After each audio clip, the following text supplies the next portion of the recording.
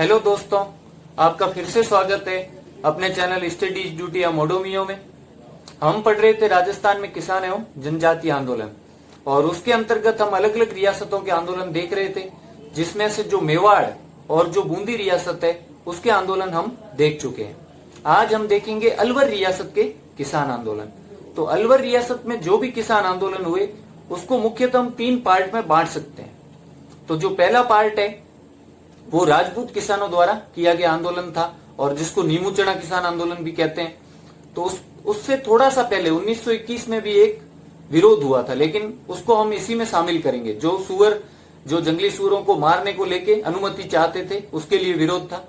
तो दूसरा जो पार्ट है, पहला तो राजपूतों वाला नीमू चना, दूसरा जो है वो है मेव किसानों द्वारा किया गया। मेव एक मुस्लिम धर्म को मानने वाली अर्ध जनजाति टाइप की जाति है, और जो हिंदू रीति रिवाजों को पालन करती थी, क्योंकि थोड़े समय पहले ही उनका धर्मांतरण हुआ है।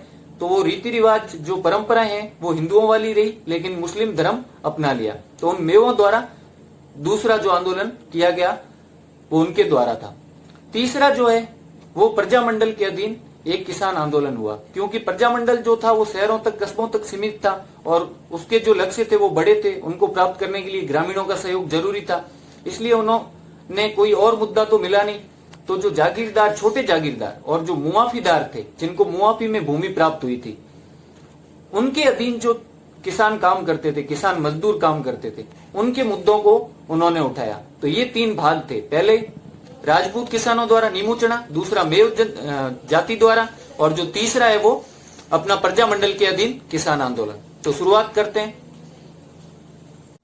पहले तो हम देख लेते हैं कि जो अलवर रियासत थी उसके बारे में थोड़ा कुछ।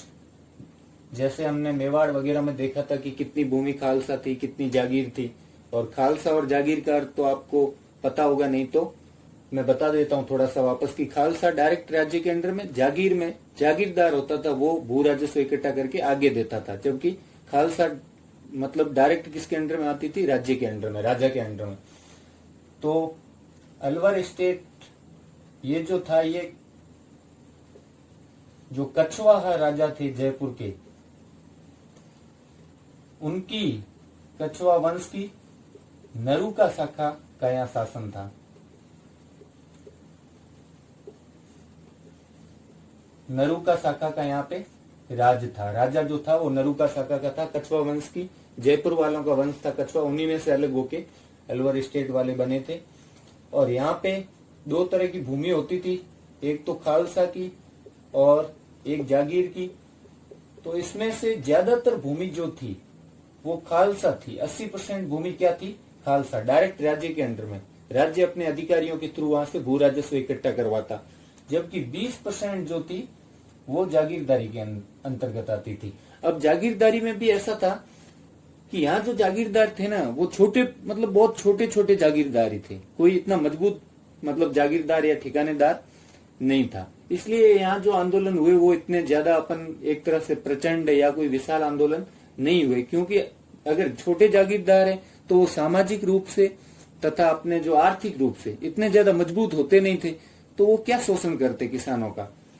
तो दूसरी बात कि इसमें एक तरह की जो भूमि होती है ना, मंदिरों या कोई चारण वगैरह या कोई साहित्यकार या कोई ब्राह्मण है, उनको जो दान में दी जाती थी, उसको मुआफी भूमि या माफी भूमि बोलते थे। शासन भी बोलते थे, माफी या शासन भी बोलते थे।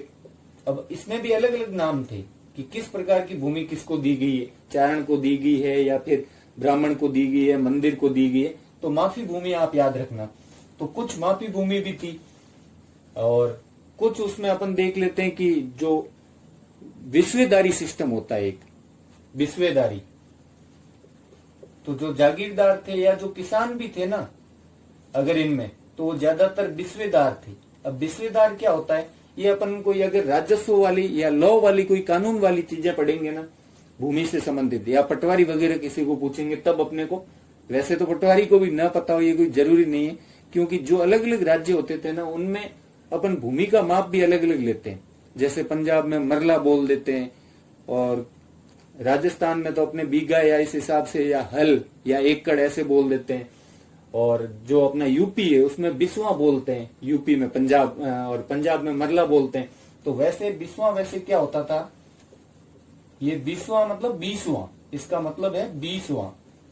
तो किसका 20वां भाग है? ये किसी चीज का 20वां भाग है, इसलिए इसको 20वां बोलते। ये 20वां बन गया, मतलब 1 बीघे का 20वां भाग जो होता है ना, उसको 20वां बोलते हैं। तो जो 20 विस्वे हो जाएंगे उससे क्या बन जाएगा?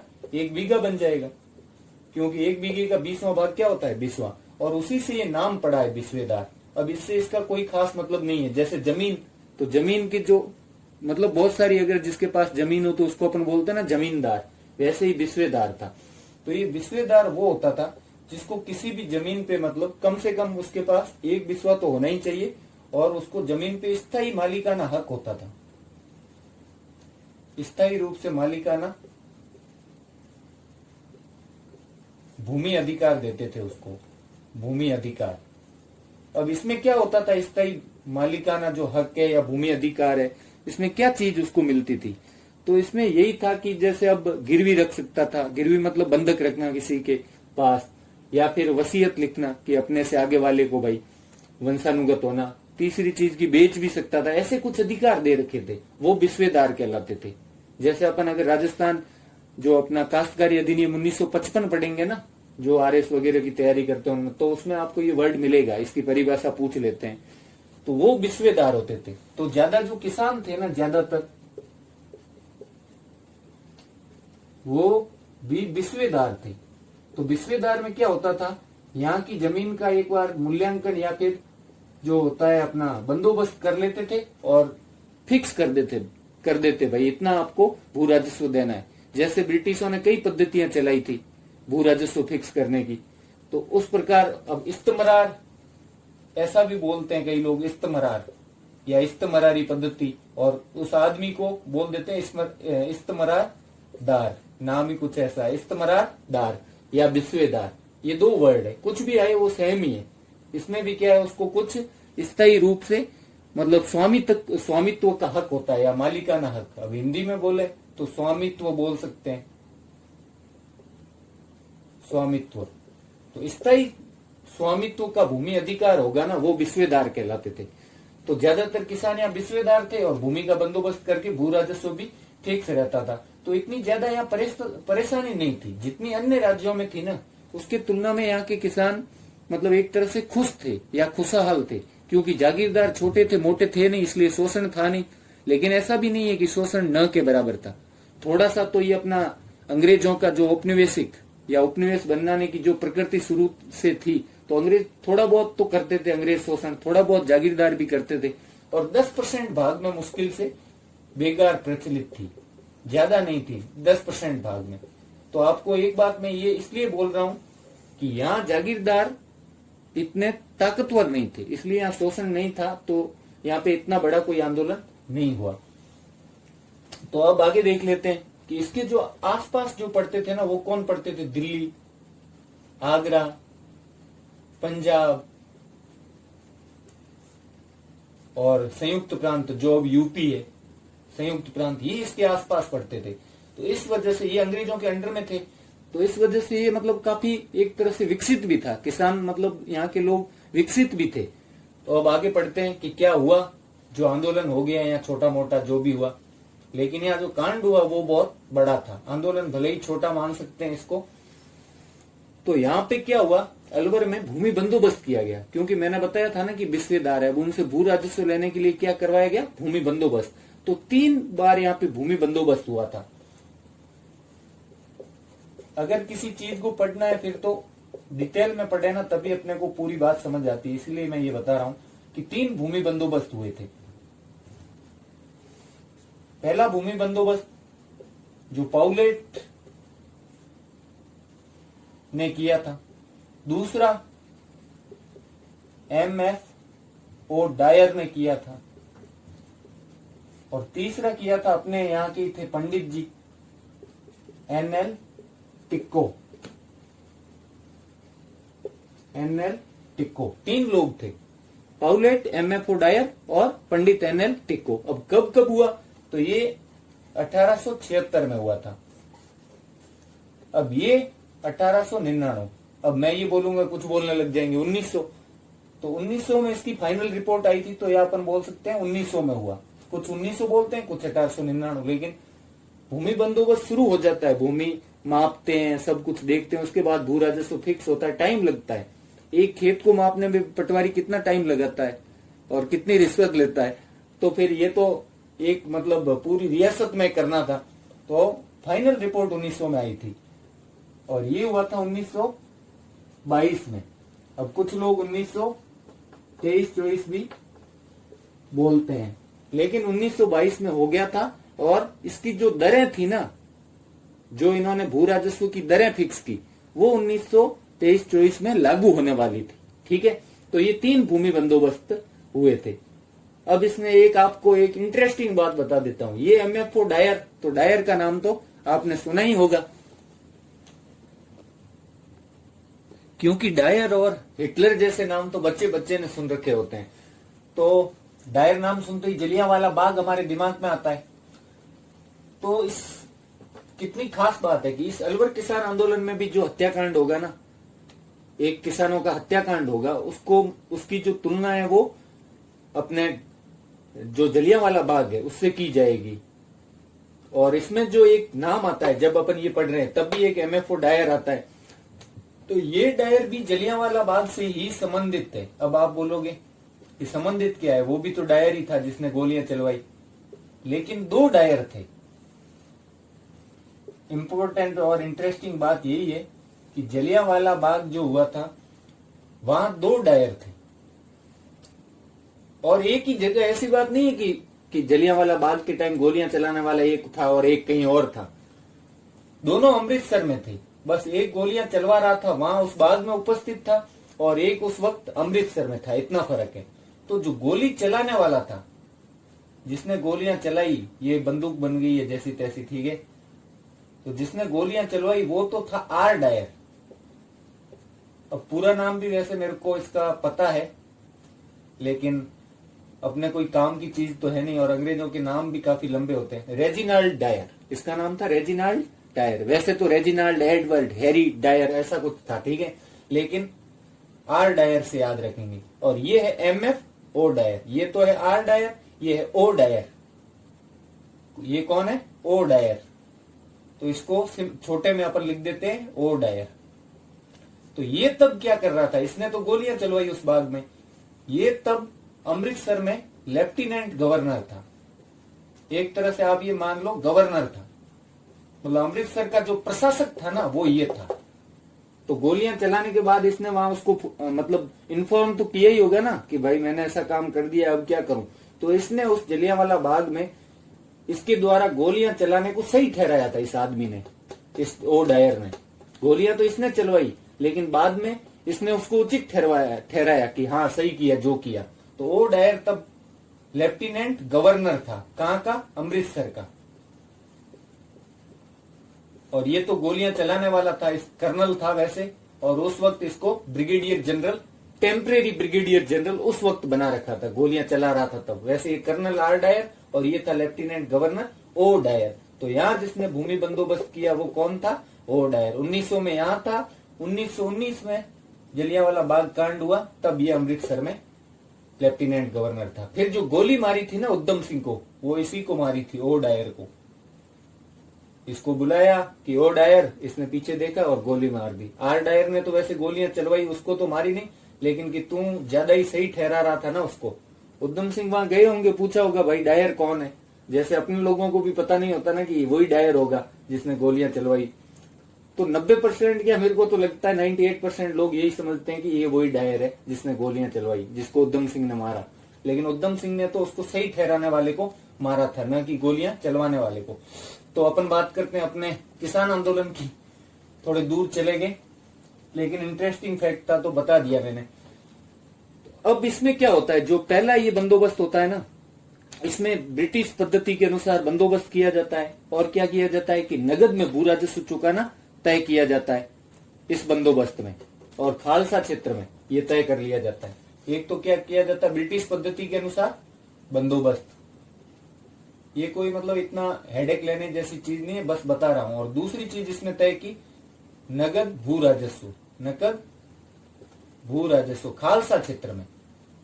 एक तरह से जो राज्य के अंडर में थे, बाकी जागीरदार जैसे भी ले वो उसकी मर्जी, ये तय किया गया। अब दूसरा जब ये हुआ ना, दूसरे वाला भूमि बंदोबस्त, तब क्या किया गया, भू राजस्व को फिक्स कर दिया कितना, 1/5 से लेके 1/2 तक, इनके बीच रहेगा, ये रेंज होगी, ठीक है, 1/5 से 1/2, और बेगार समाप्त कर दी गई। अब कागजों में तो समाप्त कर दी गई, लेकिन थोड़ी बहुत चलती रही, बेगार समाप्त कर दी गई। ये इस भू मतलब बंदोबस्त में ये बात और शामिल की गई थी, बेगार वाली, ठीक है। और तीसरा जो अपने पंडित जी ने किया, तो पंडित जी ने तो बहुत ज्यादती कर दी, और यहां तक पंडितों पर ही ज्यादती कर दी। मतलब इसने क्या किया, दो चीजें हुई, एक तो 40% हो गया भू राजस्व, तो 40% कितना होता है, 2/5। पहले तो 1/5 जितनी रेंज थी एक हिसाब से, अब कितना हो गया, 2/5। और एक जो पहले यहाँ पे, अब लगभग राजस्थान के हर स्टेट में, मतलब जिस जाति का एक तो राजा है लगभग, तो वहां उस जाति के जो मतलब आदमी रहते थे उनको थोड़ी सी मतलब एक तरह से विशेष दर्जा प्राप्त होता था, कुछ विशेष सुविधाएं, कुछ विशेष अधिकार मिले होते थे, भू राजस्व कम लिया जाता था। तो पहले भी ये थोड़ा सा पक्षपात वगैरह का मामला तो शुरू से चलता आ रहा है। वैसे अभी तक भी अपन सोच सकते हैं कि कोई भी चीज किसी में स्टाफ होता है किसी नौकरी में, तो उसको थोड़ी विशेष सुविधाएं होती है ना, तो वैसा ही कुछ था। तो यहाँ जो राजपूत और ब्राह्मण थे, अब ब्राह्मण तो सामाजिक स्थिति के अनुसार उच्च माने जाते थे, थोड़े पूजनीय, इसलिए कुछ उनको छूट प्राप्त थी भू राजस्व में। और राजपूतों को इसलिए छूट प्राप्त थी क्योंकि यहाँ का राजा कौन था, राजपूत। अब कुछ लोग बोलने को ऐसा बोलते हैं कि वो सैनिक सेवाएं देते थे, ऐसा कोई जरूर नहीं है कि सारे सैनिक सेवाएं देते थे, लेकिन ये हर जगह होता था। क्योंकि कई ऐसी जगह हैं, जैसे मारवाड़ ले लो, तो मारवाड़ में पहले, बाद में तो राठौड़ों का शासन था, लेकिन उससे पहले जैसे परमार वगैरह जैसे इनका शासन रहा ना, तो जब शासन चेंज हो गया तो उनकी स्थिति इतनी अच्छी नहीं रही।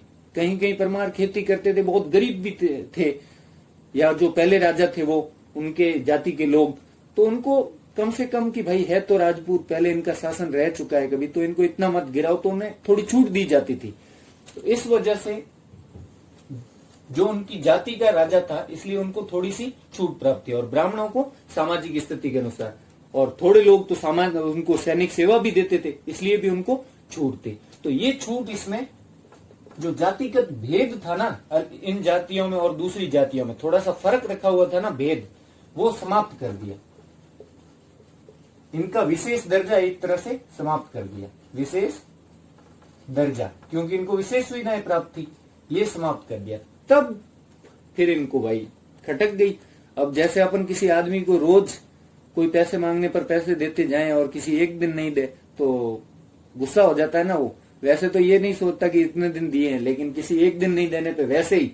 अब इनको पहले छूट मिली हुई थी तो आदत लगी हुई थी, तो इनको खटक गई। और चीज हम क्यों पढ़ रहे हैं कि पहले इनको ये सुविधाएं दी जाती थी, बाद में नहीं दी गई, क्योंकि यही बाद में कारण बना आंदोलन का। तो पहले तो हम देख लेते हैं कि यह आंदोलन हुए कौन कौन से थे, जो अपना अलवर था इसमें। तो इसको अपन 3 भागों में बांट सकते हैं। जो किसान आंदोलन था, 3 क्या, वैसे तो ऐसे 4 हो सकते हैं, लेकिन एक छोटा सा भाग है, उसको तो साथ में ही गिन लेंगे। एक तो क्या 1921 में ही छोटा सा विरोध हुआ था, 1921 में। किस चीज को लेके, कि जो जंगली सुअर थे ना वो फसलों को खराब करते थे, तो इसके लिए उन्होंने विरोध किया। विरोध किया तो बाद में राजा क्या करते हैं, छूट दे देते हैं। जो राजा जय सिंह होते हैं वो इनको सुअर मारने की छूट दे देते हैं एक बार के लिए। तो जंगली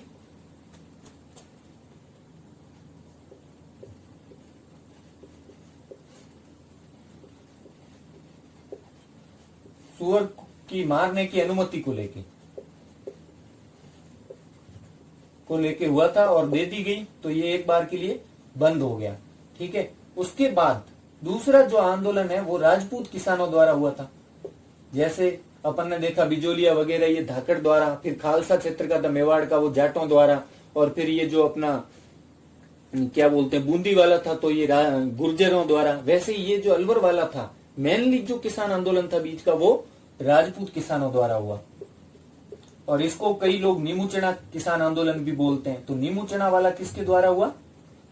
क्योंकि यहाँ नीमूचना का जो ठाकुर था ना, वो भी नेतृत्वकर्ताओं में शामिल था, इसलिए इसका नाम, और यहाँ पे एक हत्याकांड हो गया था, इसीलिए वहां सभा हुई, क्योंकि वो नेतृत्वकर्ताओं में शामिल था और फिर वहां हत्याकांड हो गया। तो नीमूचना किसान आंदोलन भी इसको बोलते हैं। दूसरा ये हुआ, तो ये कब हुआ? 1924 से लेके 25 तक। फिर तीसरा पार्ट है मेव आंदोलन।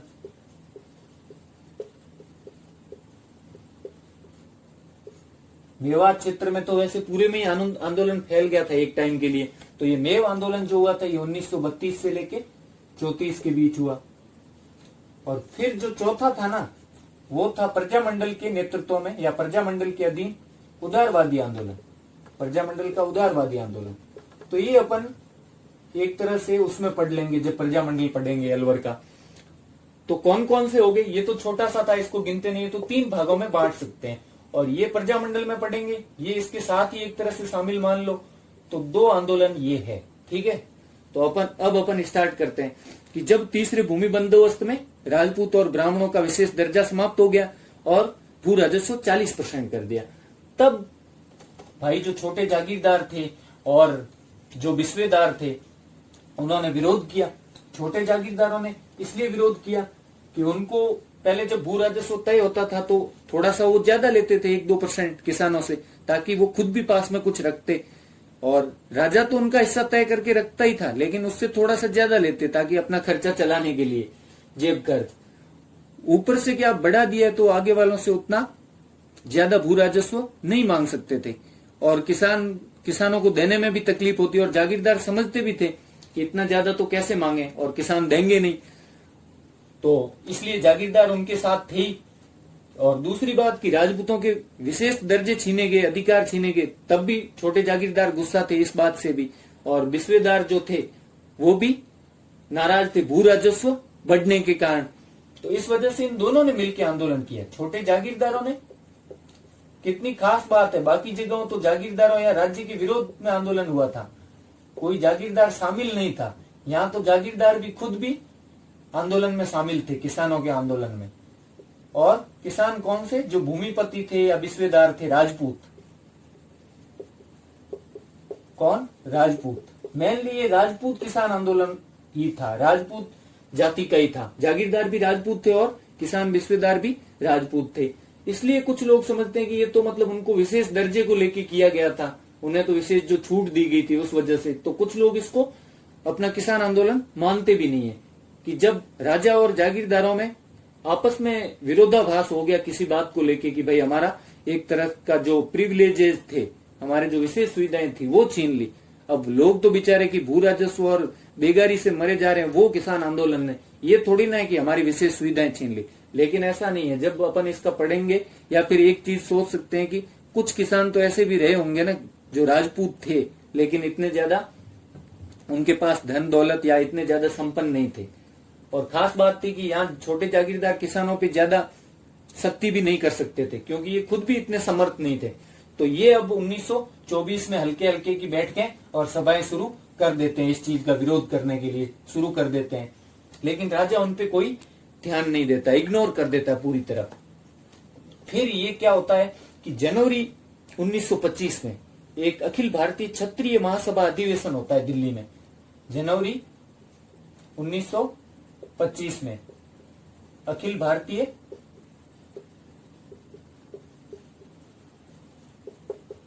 क्षत्रिय महासभा का अधिवेशन होता है दिल्ली में। वहां ये लोग जाते हैं, कम से कम 200 लोग, 200 किसान वहां जाते हैं इस क्षेत्र के। और वहां जाके महासभा के सामने अपनी क्या रखते हैं? मांगे रखते हैं कि भाई ये हमारे साथ बर्ताव बुरा हो रहा है, हम भी राजपूत हैं, तो आप समझाओ राजा को थोड़ा कि ऐसा क्यों कर रहे हैं।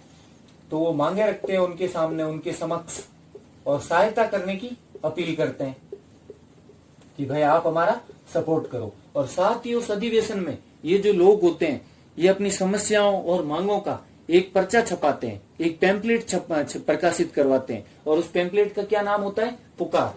तो पुकार नाम का एक पत्र भी प्रकाशित करवाते हैं या पर्चा भी प्रकाशित करवाते हैं। कि हमारी ये पुकार है, सुन लो भाई महाराजा। तो ऐसी एक पुकार जैसा वर्ड कहीं और भी आएगा। लेकिन याद रखना, अलवर में भी किसानों ने क्या किया, अपनी मांगे जो इस अधिवेशन में प्रकाशित करवाई थी एक पर्चे के माध्यम से, उसका क्या नाम था, पुकार नाम था।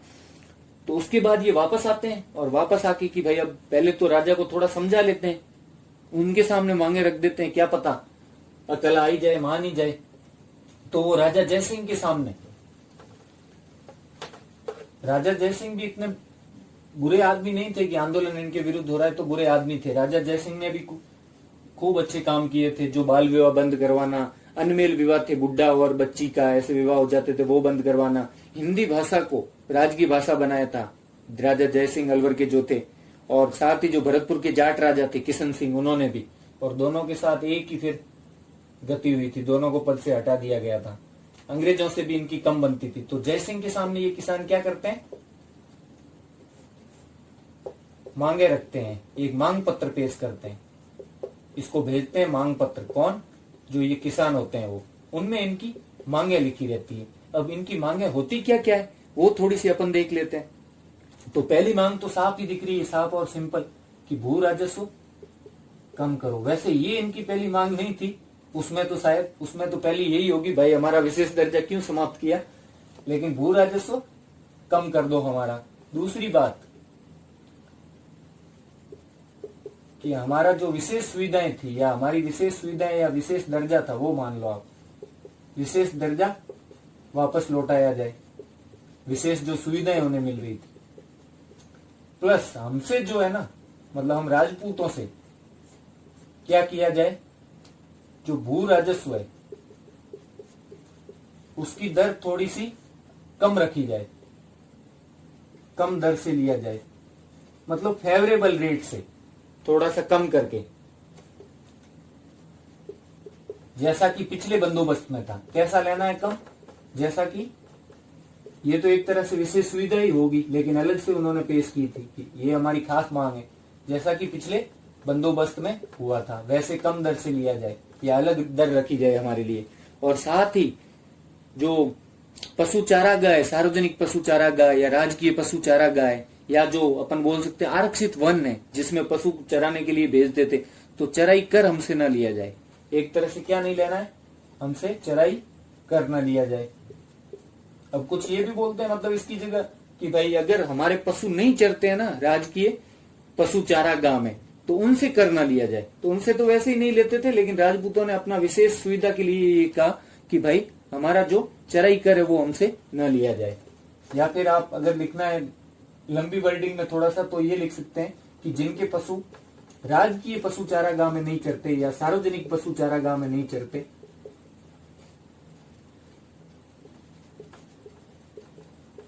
या आरक्षित वन में जो रिजर्व फॉरेस्ट है उसमें नहीं चरते,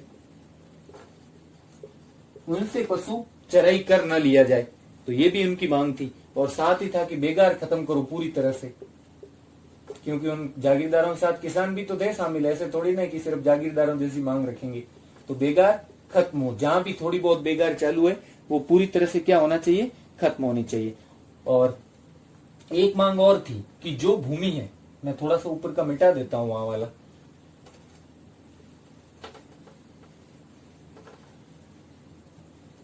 कि जो माफी की भूमि है जो मंदिरों वगैरह को दे रखी थी, माफी की भूमि बाहर के लोगों को नीलाम न की जाए।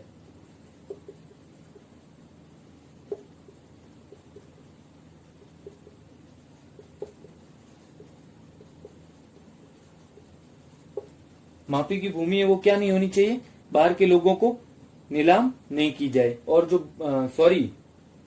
उसको जब्त न किया जाए बाहर के लोगों को नीलाम तो बाद की बात है, सॉरी गलती से ये बोल दिया मैंने। माफी की भूमि को जब्त करके वो क्या बना रहे थे, मतलब एक तरह से खालसा वगैरह ऐसा बना रहे थे। जो मंदिरों वगैरह को दी गई थी ना भूमि, जब्त न किया जाए। और जो बंजर भूमि है,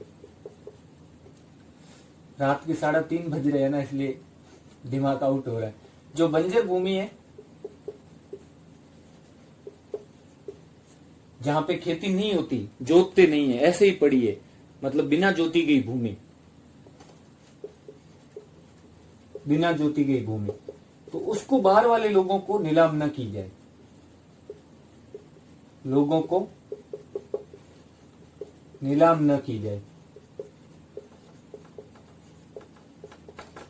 और एक जो यहाँ पे दो तहसीलें थी अपनी, थानागाजी और बानसूर, एक तरह से बड़े ठिकाने अपन मान सकते हैं, उनको बोलते थे तहसील। कई लोग उनको डिस्ट्रिक्ट भी लिखते हैं, निजामत बोलते थे उस टाइम, उनको क्या बोलते थे, निजामत। और वहां का जो ऑफिसर होता था उसको बोलते थे नाजिम।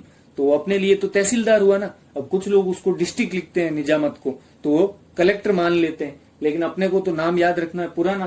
तो निजामत जो थी या जो तहसील जैसी थी अपना थानागाजी और बानसूर, तो वहां पे होके वहां से रोड जाती थी अलवर को, वो रोड बंद कर दी थी, अंग्रेजों द्वारा बंद कर दी गई थी। तो थानागाजी और बानसूर, इन दोनों से प्लस लिख रहा हूं बीच में, होके कहां को रोड जाती थी, अलवर। वो रोड वापस चालू की जाए, रोड क्या करो, वापस चालू करो। और साथ ही अपना जो क्या बोलते हैं उसको, अनाज वगैरह होता था ना, उस पे क्या लगता था, अब अनाज तो लेते ही थे भू राजस्व के रूप में, उनपे थोड़ी सी और ऊपर से लागे बताते थे, ले लेते थे कि ये लाग आपको देनी है। मैंने पिछले वीडियोस में भी आपको बताया होगा बिजोलिया वालों में कि एक तरह से सेस की तरह, उपकर की तरह, वो उनके ऊपर भी कुछ लेते थे, अलग अलग उनका नाम होता था। तो वो जो अनाज या जो दूसरे फल वगैरह है कुछ, उनको उगाने पे जो अलग से उपकर लिए जाते थे ऊपर, हबूब वगैरह ऐसे नाम थे उनके अलग अलग, वो उपकर बंद कर दिए जाए। तो खास खास उनकी ये। और एक और इम्पोर्टेंट मांग थी जो सबसे, वो ये थी कि जो शिकार के लिए इन्होंने क्या कर रखा था, कुछ भूमि आरक्षित कर रखी थी, उनको रोध बोलते थे कि रोध। और उन रोधों में क्या है, जंगली पशु होते थे और उनका राजा शिकार करते थे, और वही जंगली पशु क्या करते थे, आसपास के खेतों में घुस जाते और उनका क्या कर देते, पूरी फसल को नष्ट कर देते। तो पहली बात तो ये जो रोध बना रखे हैं ना, इन रोधों की या तो थोड़ी संख्या कम करो और थोड़ा सा इनका क्षेत्रफल कम करो, क्योंकि हर जगह शिकार के लिए आरक्षित क्षेत्र बना रखा है। तो उसके कम होने से क्या होगा, थोड़ी सी एक तो जगह मिलेगी पशु चराने को, और दूसरी बात कि उनके जो पशु है, जंगली पशु, वो खेतों के अंदर नहीं आएंगे। तो दो चीजें, एक तो जो रोध है, रोध मतलब शिकार के लिए आरक्षित भूमि,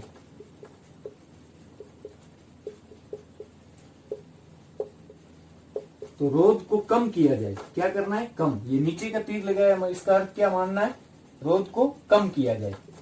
और प्लस जो जंगली पशु है या जंगली जानवर जो है, जो फसल को खराब करते हैं, उन्हें मारने की अनुमति भी दो। जैसे जंगली सुअर थे, जंगली जानवरों को मारने की अनुमति, जैसे जंगली सुअर, इनको मारने की अनुमति भी दो। तो ये मांगे उनकी मेन सारी ये मांगे उन्होंने किसके सामने रखी, जय सिंह के सामने रखी। लेकिन जय सिंह जो है वो टस से मस नहीं हुआ, उसने तो उनकी कोई मांग पे भी ध्यान नहीं दिया कि भले ही मांगे करते रहो, मुझे कोई फर्क नहीं पड़ता।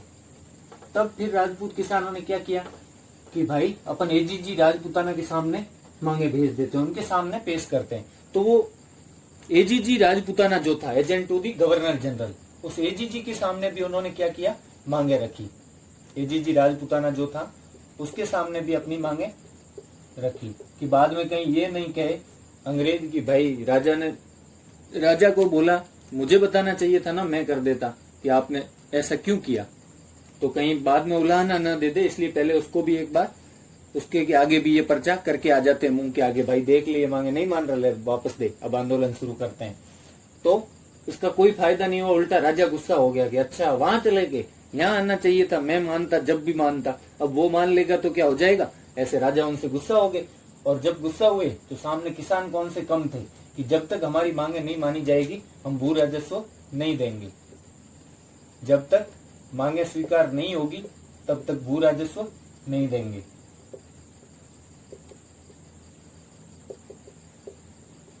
तो राजा कौन सा कम था, उसने क्या किया, उसने अधिकारियों को भेजा, राज्य के अधिकारी, कि जहां उन्होंने अनाज इकट्ठा कर रखा है ना, अपने खेतों में जब अनाज इकट्ठा करते हैं खलिहानों में, वहां पे उनको भेज दिया अधिकारियों को कि खनाज को जो सॉरी अनाज को क्या कर दो, सील कर दो, तुम वहां जाके जब्त कर लो, एक तरीके से जहां है उनको उसको वहीं जब्त कर लो। जहां अपने गांव में लाटे वगैरह बोलते हैं, मारवाड़ में तो लाटा होता है, उसमें अनाज इकट्ठा कर रखा होता है साफ वगैरह करके। फिर कई जगह में जो पहले तो पुराने जमाने में गोबर के ऐसे बने होते थे, उनमें अनाज को इकट्ठा कर रखा होता था, तो उस अनाज को उन्होंने वहीं पे क्या कर लिया, सील कर लिया। तो राज्य के अधिकारियों द्वारा क्या कर दिया जाता है, अनाज को सील कर दिया जाता है।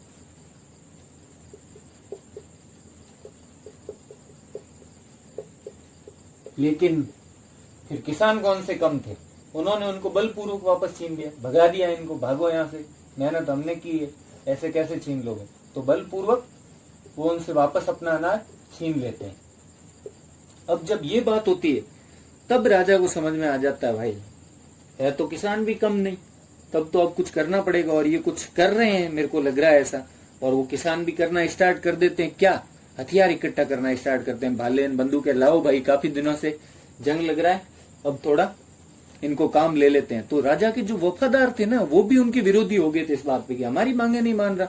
क्योंकि बात भी सही थी, जब तक अंग्रेज नहीं आए थे ना, तो यही लोग, इनमें से ये जो जागीरदार थे, यही राजा की सेना थे, यही इनकी रखवाली करते थे।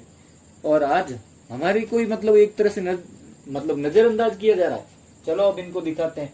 तो हथियार, भाले, बंदूकें सब इकट्ठा करते हैं। तो राजा को मिल जाती है सूचना कि अच्छा, इन लोगों का तो कुछ बड़ा ही प्लान है लड़ने का। और इधर राजपूत किसान तो तैयार ही थे कि मर मिटेंगे, लेकिन अब तो मांगे मनवा के ही रहेंगे। तब क्या करते हैं, एक आदेश निकलवा देते हैं राज्य के द्वारा कि भाई कोई भी आदमी जो हथियार लेके आना नहीं घूमेगा किसी भी कीमत पे। अगर कोई हथियार लेकर घूमता हुआ पाया गया तो उसको क्या करेंगे, गिरफ्तार कर लेंगे। न तो कोई हथियार खरीदेगा और न ही हथियार लेके घूमेगा। तो 6 मई 1925 को क्या होता है, ये आदेश निकल जाता है।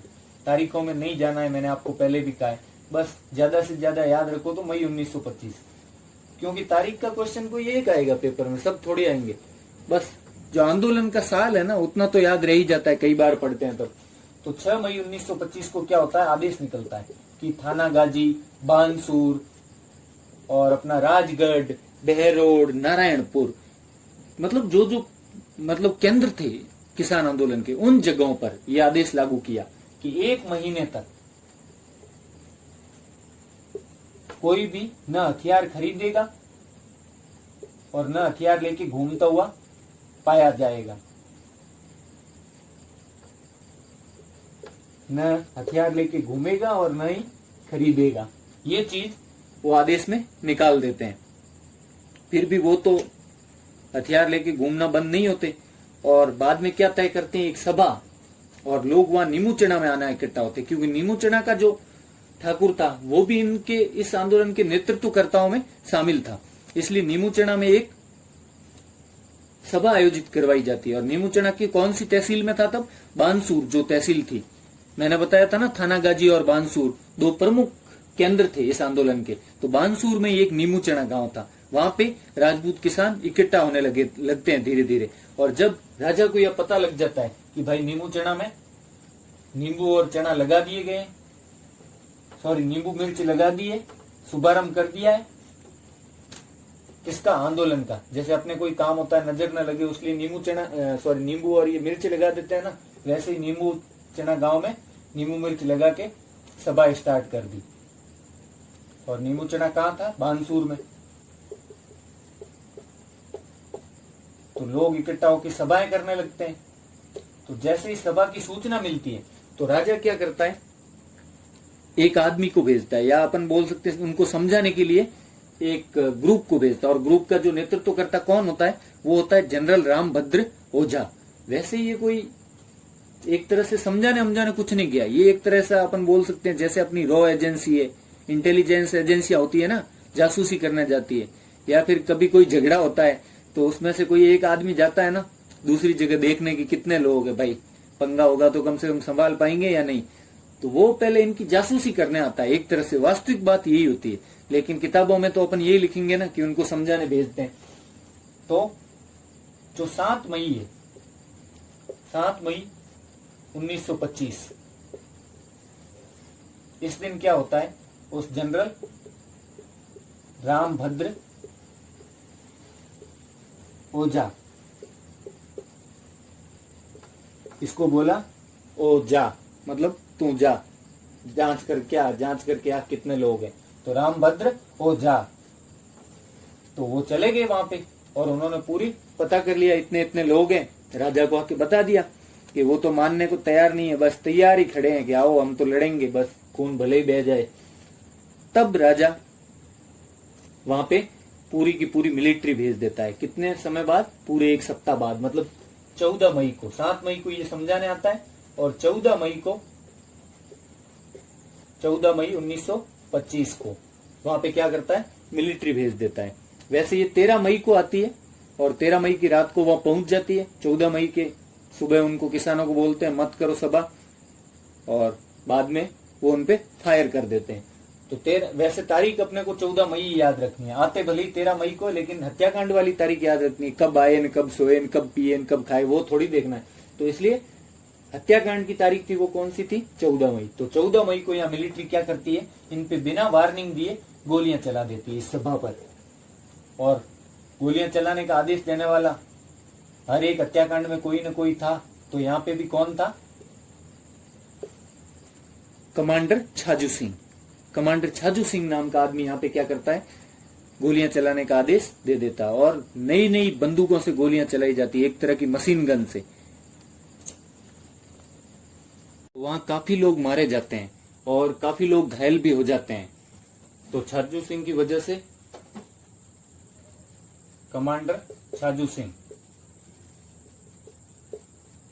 और गांव में घर जला दिए जाते हैं। उस वजह से मवेशी भी जल जाते हैं, बेचारों के घर जल जाते हैं और संपत्ति भी जल जाती है। तो यहाँ पे जो इस आंदोलन की नेतृत्व करता होते हैं ना, वो भी उपस्थित होते हैं।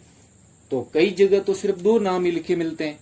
तो अगर ऑप्शन में 2 नाम हो तब तो अपने को वही सही करना है, और अगर ज्यादा नाम दे रखे हो फिर तो और अच्छी बात है। तो 2 नाम तो ये है, माधो सिंह और गोविंद सिंह। तो नेतृत्वकर्ता कौन कौन होते हैं, माधो सिंह, दोनों ही भगवान कृष्ण के नाम है, और अलवर तो वैसे ही ब्रज साइड में है, ब्रज क्षेत्र में है। तो माधो सिंह और गोविंद सिंह, ये 2 नाम तो आपको लगभग हर जगह लिखे हुए मिल जाएंगे। और 2 और थे, अमर सिंह जो अमर हो गए आंदोलन करके, और गंगा सिंह, ये होते हैं। तो कई लोगों को यहाँ गिरफ्तार भी कर लिया जाता है। तो संख्या जो है ना, मरने वालों की संख्या, कई लोग तो 500 से लेके 1000 तक अलग अलग बताते हैं, लेकिन अपने को जो आंकड़ा लिखा हुआ मिलता है वो 156 लोग एक तरह से शहीद हो गए या मारे गए इस हत्याकांड में, और 39 लोग गिरफ्तार हुए, जिसमें से नेतृत्वकर्ता भी थे, माधो सिंह गोविंद सिंह तो थे ही थे। 39 लोग गिरफ्तार हो गए और 600 के करीब घायल हो गए, 600 लोग घायल हो गए।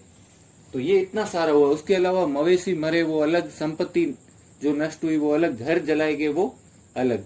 तो ये जो इतना एक तरह से विभत्स कांड होता है कि मतलब अपनी सोच से तो एक तरह से बाहर है, क्योंकि जो किसान आंदोलन जितने भी हुए ना, तो उनमें इस तरह का मतलब कहीं भी हत्याकांड नहीं हुआ, इतना एकदम विभत्स और इतना खतरनाक। तो इस जो हत्याकांड को कई लोगों ने अलग अलग संज्ञाएं दी, कई अखबारों में इसकी खबरें आई अलग अलग जगह। तो ये हत्याकांड हुआ कौन सी तारीख को था, वो तारीख आप जरूर याद रखना। 13 मई को सेना आ गई थी, 14 मई 1925। अब इस तारीख में भी आपको खास बात नजर आएगी, पहले मैं थोड़ा आगे पढ़ा देता हूं। तो जो अपने महात्मा गांधी जी थे, उन्होंने क्या किया, 156 लोग मारे गए, याद रखना। हाँ, महात्मा गांधी जी ने यंग इंडिया नाम का अखबार आता था उनका, जो साप्ताहिक अखबार था, उस अखबार में इस आंदोलन को मतलब जलियांवाले हत्याकांड से भी विभत्स बताया, उससे भी ज्यादा बुरा बताया,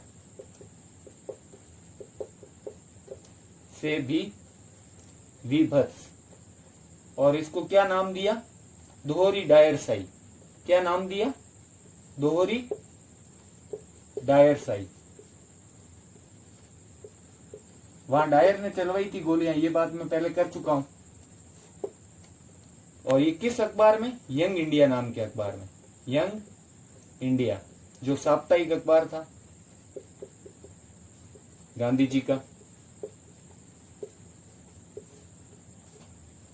तो गांधी जी ने इसको जलियांवाले से विभत्स बताया और दोहरी डायर शाही की संज्ञा दी। डायरिज्म डबल डिस्टिल्ड ऐसा बोलते हैं इसको। और अगला एक अखबार था रियासत, जो दिल्ली से निकलता था। तो रियासत अखबार में क्या लिखा हुआ आया? उसने इसकी तुलना जलियांवाले बाग से की। तो रियासत अखबार में जो दिल्ली से निकलता था उसने इसकी तुलना किससे की? जलियांवाले बाग से।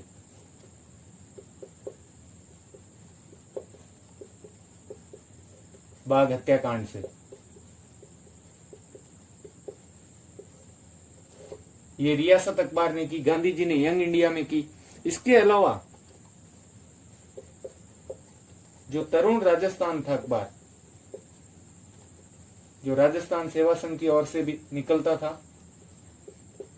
कहीं कहीं इसका नाम, क्योंकि बाद में नाम चेंज हो गया था तो नवीन राजस्थान भी आता है, तो उसमें टेंशन मत लेना। एक ही नाम, एक ही अखबार था, नाम बदल दिए गए थे बस। तो तरुण राजस्थान में इसको सचित्र इसकी खबर प्रकाशित की गई।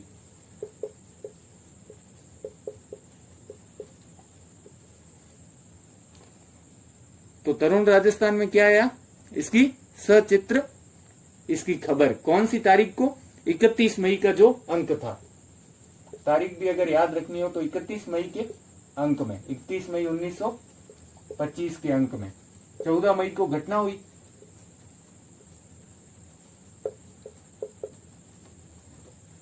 अब एक बात जो मैं बताने वाला था स्पेशल, वो ये है कि स्पेशलिटी वाली मेरे को दिखती है वो, कि गांधी जी ने इसको क्या कहा? दोहरी डायर शाही, मतलब डबल, मतलब हर चीज में दुगुनी।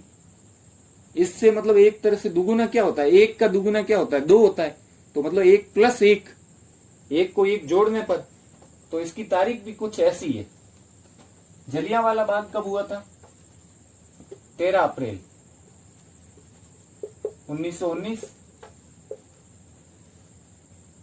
तो इसमें तारीख में 13 में +1 है, मतलब ये उससे, अपन बोलते हैं ना यार ये चीज उससे कम नहीं है, +1 ही होगी, मतलब एक थोड़ी सी ज्यादा ही है लेकिन कोई कम नहीं है। तो दोहरी डायर शाही मतलब 1 का डबल करते हैं ना, वैसे ही +1 है। 13, 1 14, और अप्रैल का 1 जोड़ेंगे 1 महीने में तो कितना हो जाएगा? अप्रैल +1 करेंगे तो मई हो जाएगा। तो जलियांवाले बाग से सही तुलना ही हुई थी। देश मतलब कैसा एक संयोग बैठता है कि 13 से 1 + 1 करेंगे 14 तारीख आ जाएगी, और अप्रैल से +1 करेंगे मई का महीना आ जाएगा। तो ये बातें हुई। इसके अलावा कुछ जो नेता थे उन्होंने भी इसका जिक्र किया, जैसे वल्लभ भाई पटेल थे। उन्होंने एक बॉम्बे में सभा हो रही थी, तो उस सभा में इन वल्लभ भाई पटेल ने इसकी निंदा की थी, निमुचना हत्याकांड की। और साथ ही साथ जो इसको हत्याकांड शब्द है ना, ये रामनारायण चौधरी ने दिया था। तो वल्लभ भाई पटेल ने बॉम्बे की सभा में, एक कोई सभा में वो भाषण दे रहे थे, उसमें इसकी निंदा की।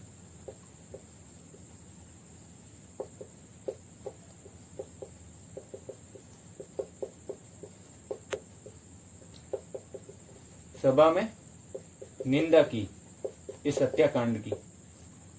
और इसे हत्याकांड नाम किसने दिया? तो हत्याकांड जो शब्द है ये इसके पीछे जोड़ा, क्योंकि यार इतने लोग मरे हैं तो ये एक हत्याकांड है। रामनारायण जी चौधरी।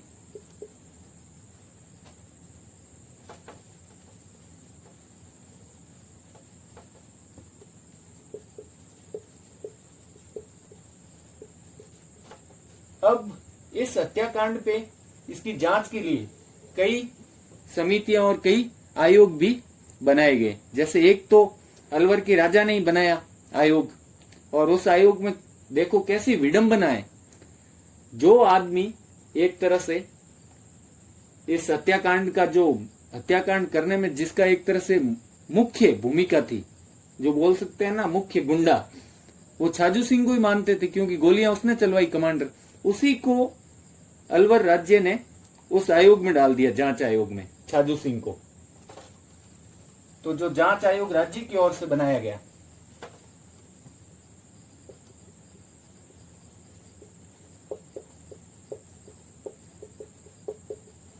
उसमें कौन कौन थे? तो एक तो छाजू सिंह कमांडर जो था,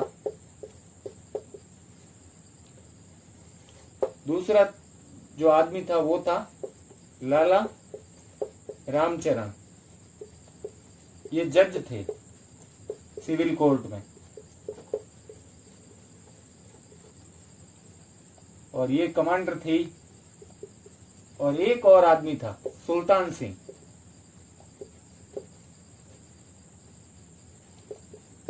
एक ठिकाने के ठाकुर थे, ठाकुर सुल्तान सिंह।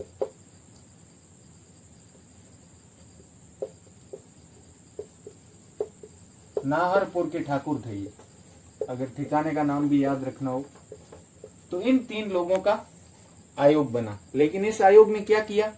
कुछ नहीं, बस ऐसे ही, क्योंकि जो आदमी गोली चलवाने में शामिल है वो कौन सा बोलेगा कि भाई हत्याकांड किस तरह का था।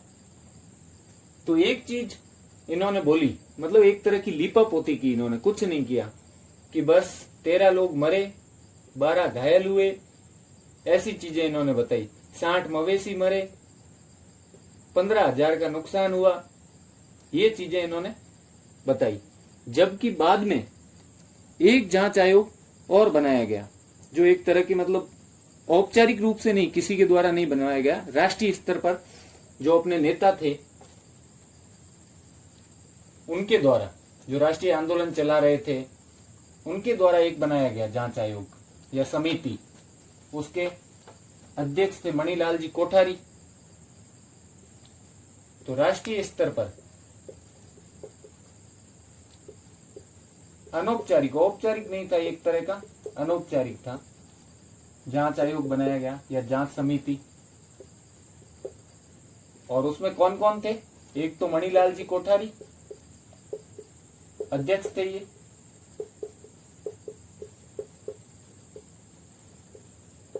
और एक जिन्होंने हत्याकांड नाम दिया था रामनारायण जी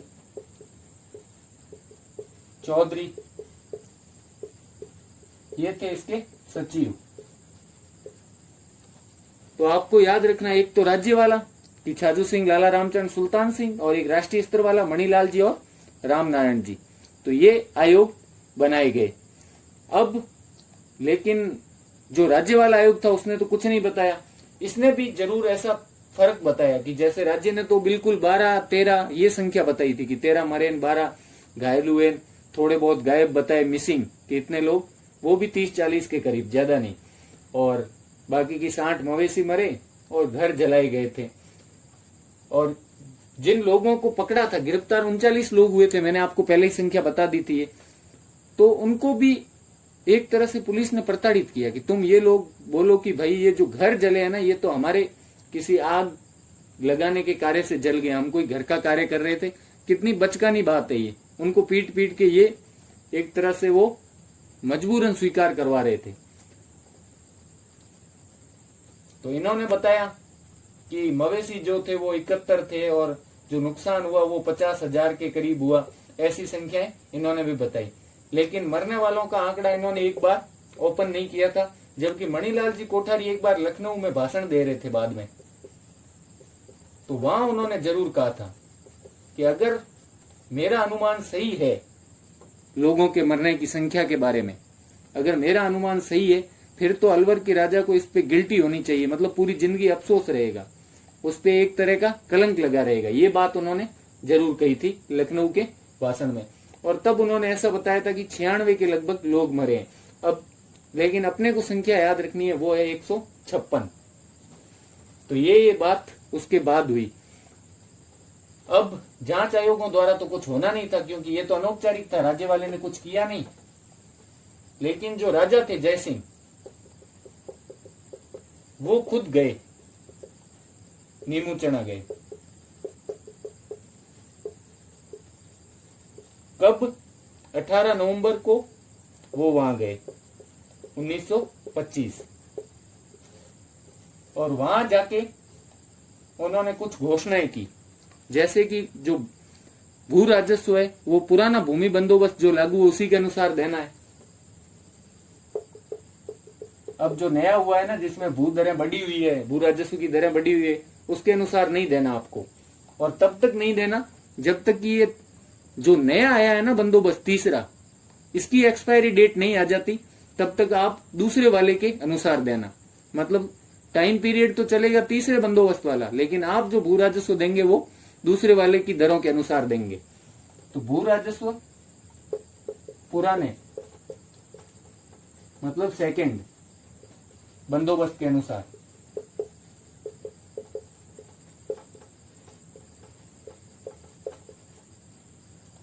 दूसरी बात कि जो गिरफ्तार हुए लोग, अब जो 39 गिरफ्तार हुए थे ना, उनके लिए स्पेशल कोर्ट ट्रायल के लिए रखा गया कि उनका ट्रायल जो स्पेशल कोर्ट में होगा।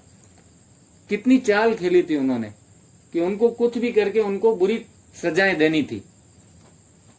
इसलिए उन्होंने क्या किया, इनके लिए स्पेशल कोर्ट बनाया जो गिरफ्तार हुए उन लोगों के लिए, ताकि उन्हें बड़ी बड़ी सजाएं हो। स्पेशल न्यायालय, उसमें उनका ट्रायल किया गया। उसमें 9 तो पहले ही बरी हो गए थे ट्रायल में ही, लेकिन जो 30 थे उनको क्या किया, छोड़ दिया। किसने? राजा जयसिंह ने। तो पहला तो भू राजस्व वाला था कि पुराने बंदोबस्त के अनुसार आपको भू राजस्व देना है।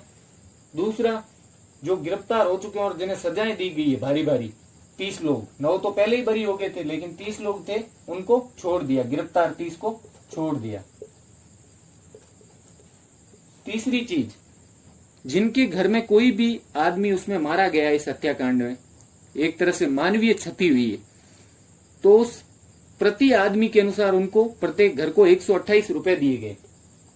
तो मानवीय क्षति के लिए यहां लिख देता हूं मैं, मानवीय क्षति के लिए 128 रुपए पर आदमी। ठीक है, अगर एक आदमी की क्षति हुई है तो परिवार को 128 रुपए, ये उनको क्षतिपूर्ति भी दी गई। तो ये चीजें हमारे जो राजा थे जयसिंह, उन्होंने की। अब वास्तविक में लोग ऐसा बोलते हैं कि अंग्रेजों की बनती नहीं थी ना, तो वो ये चाल खेल रहे थे कि जयसिंह को भी हटा दे कुछ न कुछ बहाना लगा के, और दूसरी बात कि किसानों को भी दबा दे। ये उनकी चाल थी। वरना जयसिंह इतनी सारी ये चीजें क्यों करते? जयसिंह ने बहुत सारे अच्छे कार्य भी किए थे। जो बड़े बड़े कॉलेज थे, ये बनारस हिंदू विश्वविद्यालय, अलीगढ़ मुस्लिम विश्वविद्यालय, सनातन कॉलेज, और जो अपना ये डीएवी कॉलेज था, इनके लिए उन्होंने चंदा भी दिया था। बहुत सुधार किए थे। और ये चीजें भी दिखाती है कि इनका ऐसा कोई मतलब इरादा नहीं था, इंटेंशन नहीं था, क्योंकि जांच आयोग ने लीपापोती की, फिर भी इन्होंने इतनी सारी छूट किसानों को दे दी। तो कुछ लोग ऐसा मानते हैं कि जो ये घटना थी ना, तो अंग्रेजों का एक आदमी था, पंजाबी आदमी था, जो यहाँ पे अधिकारी था, गोपाल दास, वो इस घटना के पीछे असली खलनायक था। तो अगर कहीं पूछ ले, वैसे तो ऐसी चीजें नहीं पूछते हैं, इस घटना के पीछे असली हाथ किसका था, खलनायक कौन था, तो वो था पंजाबी अधिकारी गोपाल दास, असली खलनायक। अब देखो, नेतृत्व करता हूं मैं से भी 2 के नाम, भगवान कृष्ण पे, तो नाम से कुछ नहीं होता, और असली खलनायक का नाम भी भगवान कृष्ण पे। गोविंदास माधोदास थे नेतृत्व करता में 2 लोग। इसी कारण ये हत्याकांड हो गया, गोपाल दास के कारण। बाकी तो अगर अपन देखें तो जयसिंह की कुछ और भी मजबूरियां थी। जैसे जयसिंह ने जो मांगे नहीं मानी, तो इसके अपन 4 कारण बोल सकते हैं कि कौन कौन से 4 कारण थे कि जयसिंह ने मांगे नहीं मानी, जिसके कारण ये हत्याकांड हो गया। तो महाराजा के मांगे नहीं मानने के कारण, तो एक तो ये था कि अन्य भागों में भी ऐसे आंदोलन शुरू हो जाते तो ब्रिटिश ने मना किया। अन्य भागों में भी विरोध प्रारंभ हो जाता। और दूसरी बात ये थी कि जो ब्रिटिश सरकार थी उनकी ये नीति बन गई थी, क्योंकि 1922 में जो असहयोग आंदोलन था गांधी जी द्वारा शुरू किया गया वो वापस ले लिया गया था। तो ब्रिटिश सरकार ने जहां भी सामूहिक विरोध देखा उसके प्रति, सामूहिक विरोध के प्रति उनकी नीति बन गई कि इसको मतलब क्रूरता से ही दमन करना है। तो ब्रिटिश सरकार की नीति, दमन की नीति,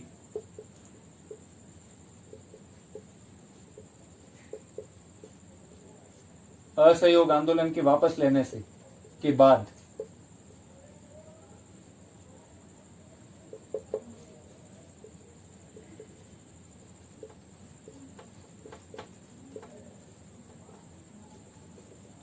तीसरी बात कि महाराजा की खुद ब्रिटिश से बनती नहीं थी, तो महाराजा खुद परेशानी में थे। क्यों थे परेशानी में? ब्रिटिश से बनती नहीं थी उनकी,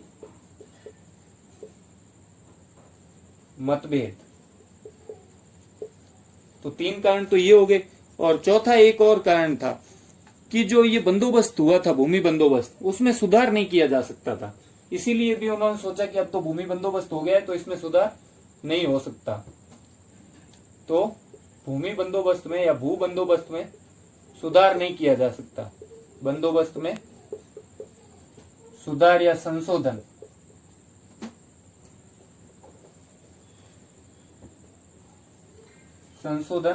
नहीं किया जा सकता। तो ये 4 कारण थे मांगे नहीं मानने के कारण। और बाद में ये नीमूचना हत्याकांड हो गया, उसकी वजह से विरोध प्रदर्शन किया और उन्होंने गोलियां चला दी। तो अब 2 आयोग या जांच आयोग तो मैं आपको बता चुका था कि एक तो राज्य की ओर से बनाया गया, एक राष्ट्रीय स्तर पर। तो एक जो इम्पोर्टेंट है, जो पूछने लायक है, वो आयोग मैं आपको बता देता हूं, और वो था राजस्थान सेवा संघ की तरफ से। राजस्थान सेवा संघ ने 3 सदस्य नियुक्त किए। तो 2 तो आपको पहले बता दिए, और तीसरा जो इस हत्याकांड पे आयोग राजस्थान सेवा संघ की ओर से, ये पूछ सकते हैं आपको,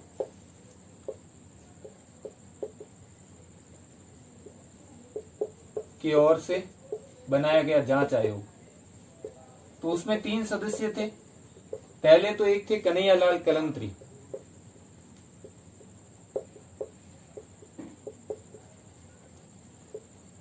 अब इनके बारे में मैं आपको बता देता हूं कि जब हमने मेवाड़ के खालसा क्षेत्र के जाटों का जो आंदोलन पड़ा था, उसमें एक पहली जो सभा हुई थी ना उनकी, जाटों की, पांडोली या पोडोली नाम के गांव में, तो उसमें मैंने आपको बताया था कि वो सभा एक तो किसान पंचायत की तरफ से, जो जाति पंचायत थी जाटों की, एक राजस्थान सेवा संघ और एक थी अपने राजपूताना मध्य भारत संघ, इन तीनों की तरफ से आयोजित थी। तो राजपूताना मध्य भारत संघ की तरफ से ये उसमें शामिल थे। जो राजपूताना मध्य भारत संघ था उसकी तरफ से ये मंत्री थे उसके अंदर, तो उसकी तरफ से ये उसमें शामिल थे। तो ये बात याद रखने की है कि मेवाड़ का जो खालसा आंदोलन था, खालसा क्षेत्र का, जाटों का, उसमें जो पहली सभा या जिसको पहला किसान सम्मेलन कहा गया जो हुई थी, उसमें पांडोली या पोडोली, पांडोली गांव की सभा में ये उपस्थित थे। राजपूताना मध्य भारत संघ की ओर से।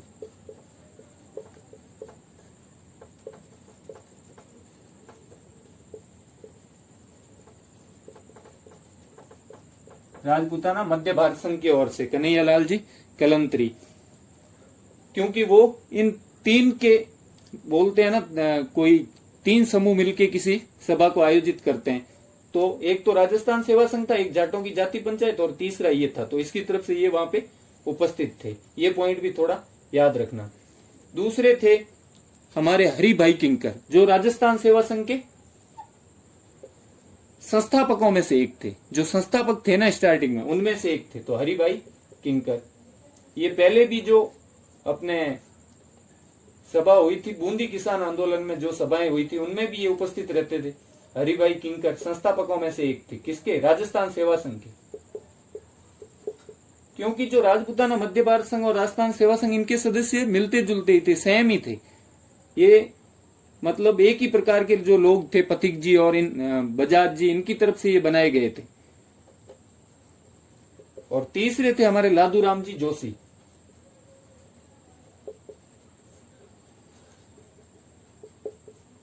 जबकि जो राष्ट्रीय स्तर पर बनी थी उसमें तो 2 ही थे, एक तो मणिलाल जी कोठारी, एक रामनारायण जी चौधरी, और इसमें थे 3। और राजा की तरफ से बनाई गई थी उसमें भी कितने थे? 3। एक तो अपने वो छाजू सिंह था ही राजा की तरफ से, और एक अपने लाला रामचंद्र जज था, और एक सुल्तान सिंह ठाकुर था नारपुर का। तो ये जरूर याद रखना, ये इंपॉर्टेंट है।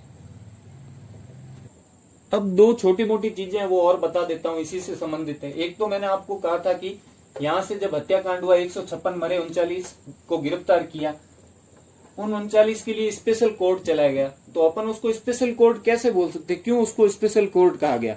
क्योंकि एक पंडित हरबख्श था, पंडित हरबख्श, जो पहले क्या था? जेलर था। पहले तो ये जेलर था, लेकिन अब ज्यादा क्रूर होगा या खतरनाक होगा कि हाँ ये अपने पक्ष का आदमी है, ब्रिटिशों ने सोचा। तब इसको उस कोर्ट का जो स्पेशल कोर्ट बनाया गया इनके लिए, गिरफ्तार जो लोग हुए थे 39, उनके लिए स्पेशल कोर्ट में इसको जज बना दिया। तो इसको जज बना दिया उसमें स्पेशल कोर्ट का, इसीलिए उसको स्पेशल कोर्ट कहा गया। क्योंकि पहले से जो जज थे वो उन्हें मान्य नहीं थे, और एक जेलर को उन्होंने जज बना दिया, पंडित हरबख्श को।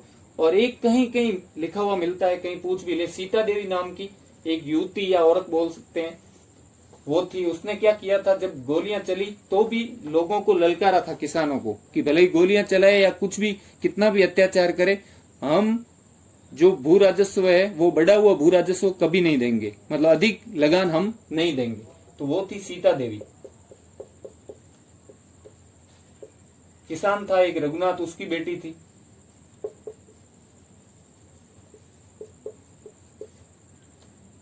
नाम भी जुड़े हुए हैं, देखो, रघुनाथन सीता देवी।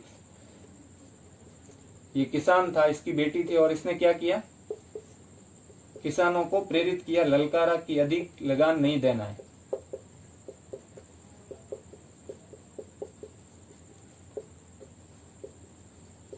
अधिक लगान न देने के लिए।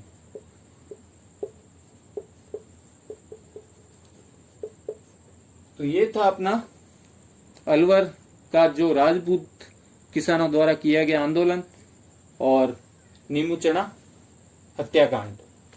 और अब हम देखेंगे जो अगला अलवर में आंदोलन हुआ था। एक तो मैंने आपको बता दिया कि 1921 में सुअर मारने की अनुमति चाहते थे, वो भी इसके साथ शामिल कर सकते हैं। और अगला जो होता है वो सीधा मेव आंदोलन होता है। तो मेव आंदोलन के बारे में अब देख लेते हैं, लेकिन उससे पहले एक सब्जेक्टिव चीज में इसके बारे में और बता देता हूं कि कई इतिहासकार है जो बोलते हैं ऐसा कि जो ये आंदोलन था ये शुद्ध किसान आंदोलन नहीं था, शुद्ध किसान आंदोलन नहीं था। इसके बारे में मैं आपको पहले भी बोल चुका हूं कि ऐसा नहीं था कि भाई सभी लोग ही जागीरदार या छोटे जागीरदार या बिस्वेदार ही थे, कुछ तो लोग किसान रहे होंगे ना जिन्होंने विरोध किया। तो उन चीजों को अपन ध्यान में रखते हुए तो ये किसान आंदोलन ही था। इतने लोग मारे गए, सभी एक जैसे तो नहीं हो सकते ना कि भाई सभी के सभी जागीरदार थे इतने लोग, ऐसा तो नहीं हो सकता। लेकिन कुछ इतिहासकार फिर भी क्या मानते हैं, इसको शुद्ध किसान आंदोलन नहीं मानते। क्यों? क्योंकि पहला कारण तो ये था कि वो ये कहते हैं कि मतलब ये कुछ विशेष सुविधाएं या विशेष दर्जा जो राजपूतों को दिया गया था और ब्राह्मणों को भी, तो राजपूतों से वो दर्जा छीनने के कारण उनको ये बात पसंद नहीं आई, उसकी वजह से ये हुआ। तो राजपूत किसान जो भूमिपति थे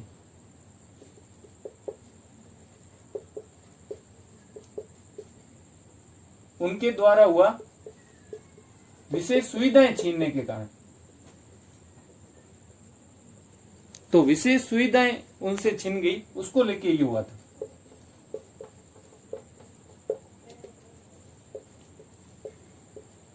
कि नॉर्मल भू राजस्व या नॉर्मल चीजों को लेके नहीं हुआ, जो बेचारे किसानों की समस्याएं हुआ करती वो नहीं थी, इनसे तो विशेष दर्जा छिन गया, इसलिए ये गुस्सा थे। तो दूसरी बात जो इससे जुड़ी हुई है कि अन्य किसान, अन्य जाति के किसान इसमें शामिल नहीं थे। अन्य जाति के किसान शामिल नहीं थे। तीसरी बात कि जो राजा और यहाँ छोटे जागीरदार या जो सामंत थे उनके मध्य जो विरोधाभास था उनका परिणाम है ये।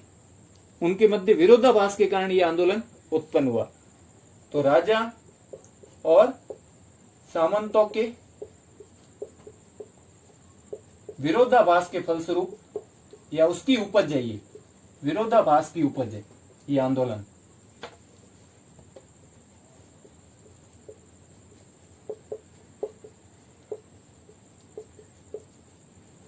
न कि किसानों के हितों से संबंधित। उनका ये कहना था कि राजपूत जो भूमिपति थे और राजा थे उनके बीच मतभेद हो गया, उनके बीच विचार नहीं मिलते थे, उस वजह से ये हुआ।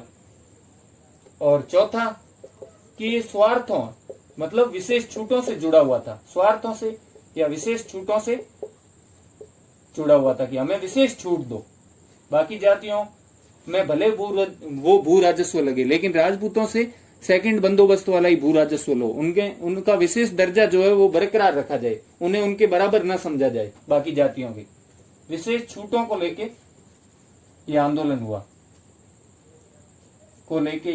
हुआ और लास्ट कि इसमें राष्ट्रीय भावनाएं नहीं थी। जो एक आंदोलन की भावनाएं होती है वो भावनाएं इसमें नहीं थी। तो इसमें राष्ट्रीय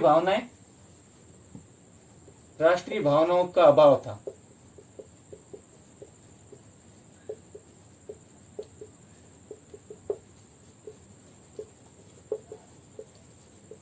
तो ये कुछ इतिहासकार ये तर्क देते हैं इस आंदोलन के शुद्ध किसान आंदोलन नहीं होने के।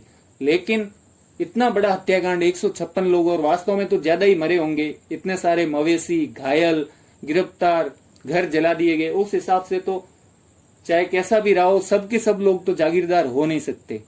चाहे कुछ किसान ही शामिल हो तो ऐसे किसान आंदोलन तो अपन मानेंगे ही अपनी तरफ से। तो इस तरह अपना ये अलवर किसान आंदोलन जो है पहला पार्ट, जो नीमूचना जिसको कहते हैं नीमूचना किसान आंदोलन, जो राजपूत किसानों द्वारा किया गया, ये पूर्ण होता है। और आगे जो हम देखेंगे अगले वीडियो में वो देखेंगे मेव किसानों द्वारा किया गया आंदोलन। तो अगर आपको मेरा ये वीडियो अच्छा लगा हो तो इसे लाइक करें और अपने दोस्तों के साथ शेयर करें। और अगर अपने चैनल स्टडीज ड्यूटी या मोडो मियो को सब्सक्राइब नहीं किया है तो इसे सब्सक्राइब जरूर करें। Thank you so much. पढ़ते रहें स्टडीज ड्यूटी।